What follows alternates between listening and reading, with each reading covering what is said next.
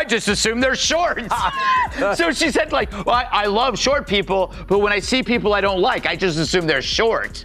Why not just say black, AOC? June 2018, a primary night in New York. A 28-year-old bartender from the Bronx is sitting in a bar watching election results come in. No campaign team, no political connections, no party backing. Less than $7,000 in her bank account. Her mother cleaned houses. Her mother drove school buses. Her father died of lung cancer and left the family scrambling to keep the lights on. And she worked the bar, the late shifts, the $5 tips, through all of it. That night, she beat a 10-term congressman. Alexandria Ocasio-Cortez became the youngest woman ever elected to Congress. And the story she told, the bartender from the Bronx, the $20 donor, the fighter for the working class against the billionaire elite, that story spread across the world. Now it's 2026. She's sitting on a $15.4 million war chest. More campaign money than any of the other 434 members of the House of Representatives. More than double the Speaker of the House. 36,000 people donated to make that happen. Average donation, $20. And there is a single line buried inside her Federal Election Commission filing, $23,275, with a name and a description next to it that changes the entire story. Stay with me, because by the end of this video, you're going to understand exactly what that line says, and why the campaign really hoped you'd never find it. Part 1. What she told you. Let's start with the promise, because it matters. August 2020. Millions of followers watching. Alexandria Ocasio-Cortez posted a clean, unhedged statement on social media. Billionaires need the working class. The working class does not need billionaires. No asterisk, no nuance. A line in the sand. February 2026. She's standing at the Munich Security Conference in front of a room full of world leaders calling for, in her own words, the courage to brawl for the working class. Her campaign website says it plainly. Far too often, the United States government chooses to side with corporate wealth at the expense of working people and small businesses. This must end. Her social media bio, maintained for years, describes her as people-funded, takes no lobbyist dollars, fighting the billionaires $20 at a time. That was the pitch. That is why 736,000 people clicked the link. That is why the average donation was $20, because it felt like it was about something real, something bigger than politics. Now let's look at what happened to that money. Part 2. The $15 million war chest. The numbers are not in dispute. The FEC data is public record. In the first 3 months of 2025 alone, AOC's campaign raised $9.6 million.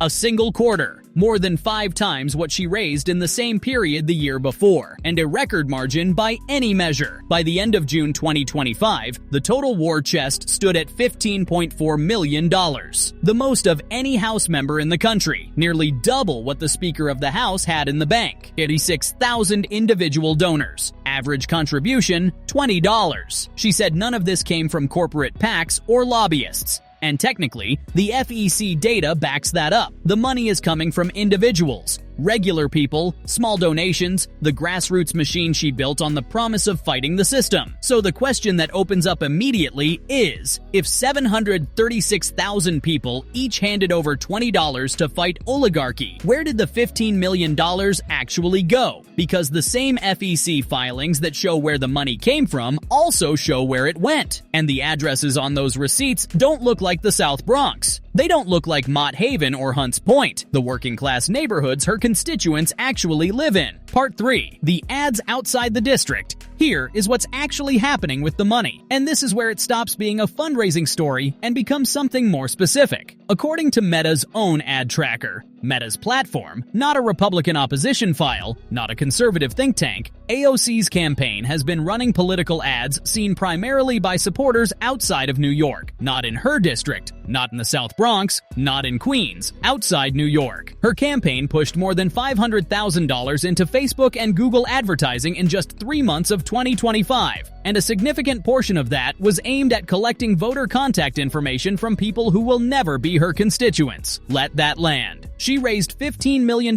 from 736,000 people who clicked a link thinking they were funding a fighter for their community. And the campaign's own digital footprint shows that money being used to build a national contact list, not to serve the district that sent her to Washington. Meanwhile, Two Democrats in her own district tried to challenge her in the June 2026 primary. Felipe Garcia, a Hunts Point native who ran hospital operations, raised just over $4,000. Marty Dolan, a moderate Democrat, had $8,000 cash on hand, $4,000 and $8,000, running against $15 million.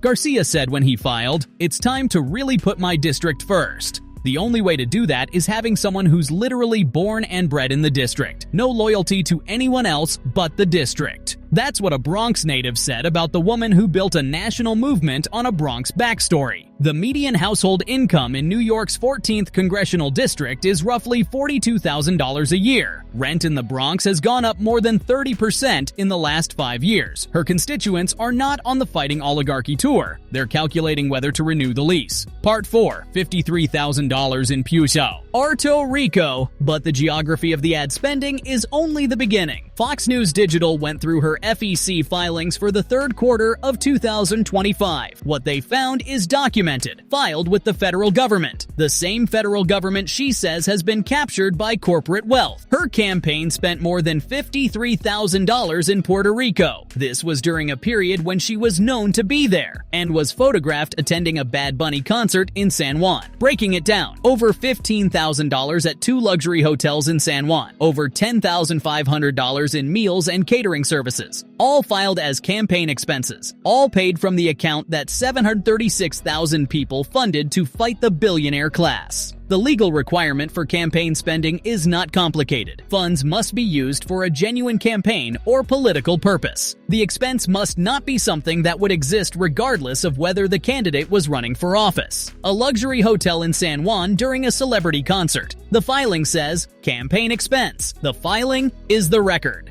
For context, AOC has consistently described herself as one of the lowest net worth members of Congress. In February 2025, she posted, "I am not even worth $500,000. I am one of the lowest net worth members of Congress. I trade no individual stock and take no outside income." Her most recent financial disclosure puts her personal net worth somewhere between $31,000 and negative $47,000. So, personal net worth roughly zero. Campaign account, $15 million. And the FEC filings show luxury hotels being covered by the campaign. Hotels she didn't pay for out of her own pocket. There's something else buried in there. Something with a name attached to it. A doctor's name, and what that doctor specializes in. And what the campaign told the federal government it was eyeing him for is the detail that transforms this from a spending story into something with a completely different legal weight. Part 5. The $23,275 line item. Here it is. The line they did not want to become a news story. In the 2025 FEC filings for AOC's campaign committee, there are 4 separate payments to the same individual. Total amount, approximately $23,275. The description filed with the federal government, leadership training and consulting. The name on the payments, Dr. Brian Bowl, a Harvard-trained interventional psychiatrist based in Boston. A specialist whose clinic page describes his work in depression, PTSD, and anxiety. A physician described in published reports as a leading authority on ketamine therapy. A man who, as far as anyone has been able to document, does not offer leadership training or political consulting services. 4 payments, $23,275. Labeled leadership training. Paid to a ketamine psychiatrist. Filed with the federal government. Part 6. The Federal Complaint. In March 2026, the National Legal and Policy Center filed a joint complaint with the Federal Election Commission and the Office of Congressional Ethics. The complaint targeted Alexandria Ocasio-Cortez, her campaign committee, and its treasurer. The allegation that the payments to Dr. Bowl, approximately $23,275 in total, were not leadership training. They were, the complaint alleged, personal psychiatric services, possibly for AOC herself, possibly for campaign staff. Federal law on this is not ambiguous. Campaign funds cannot be used for personal expenses. The test is straightforward. Would the expense exist regardless of whether the candidate was running for office? A psychiatrist who does not offer leadership training, paid $23,000 from campaign funds raised for the people's fight against oligarchy, labeled leadership training in a federal filing. That is the question the FEC and the Office of Congressional Ethics now have to answer. AOC has not responded publicly to the complaint. Her campaign, GN, has not responded. Part 7. The pattern. Now step back and look at what you actually know. She raised $15 million from 736,000 people, averaging $20 a donation, on the explicit promise of being people-funded, taking no corporate money, fighting the billionaire capture of American politics. The FEC filings show that money-running national ads aimed at audiences outside her district. $53,000 in luxury hotels and catering in Puerto Rico during a celebrity concert. Payments to a ketamine psychiatrist filed as leadership training in a federal document. Her own Democratic challengers, people who grew up in the South Bronx, people whose families live in the neighborhoods she represents, said publicly that $15 million was wasted on things that don't help the district. And a federal complaint now alleges that $23,275 of money raised in $20 increments to fight oligarchy went to a physician who specializes in ketamine therapy, labeled as something else entirely, in a filing she signed. These were not accounting errors. These were deliberate decisions made by a campaign that chose how to spend $15 million. And chose those things. Marty Dolan, the Democratic challenger who ran against her in her own primary, said it on local television in March 2026. She's built up a lot of capital, but I don't think that capital has been wisely spent. I think it's been spent and wasted on causes that are not directly beneficial for us. A Democrat, from her own party, in her own primary, saying out loud that the $15 million was wasted on things that don't help the people who elected her. Part 8. The distance between the story and the filing. Here's the part worth sitting with the longest. The Bronx bartender story still works. She still tells it. And the reason it still works is because it's true.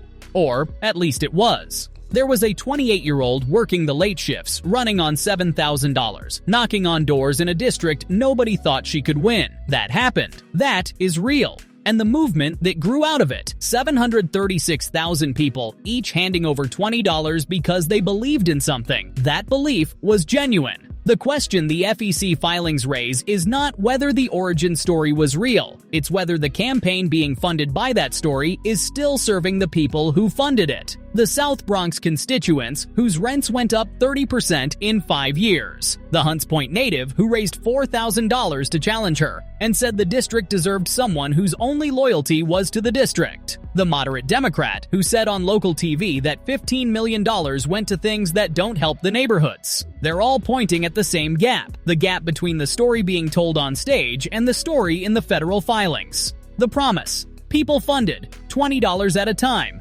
fighting the billionaires. The filing, national ads outside New York, luxury hotels in San Juan, and $23,175 to a ketamine psychiatrist labeled as leadership training. She signed those filings. She ran those ads. She chose where that $15 million went. And the $23,275 line with a doctor's name on it is precisely where the two stories stop matching. The FEC complaint is now a matter of public record. The Office of Congressional Ethics has it. The question of whether those payments were legal campaign expenses or personal spending disguised in a federal filing is now in front of the people whose job it is to answer it. What happens next is not yet known. But what you know right now, the $15 million, the ATs outside the district, the Puerto Rico expenses, the psychiatrist labeled as a leadership trainer in a government filing, is what the FEC filings actually say. Not interpretation, not allegation. The documents.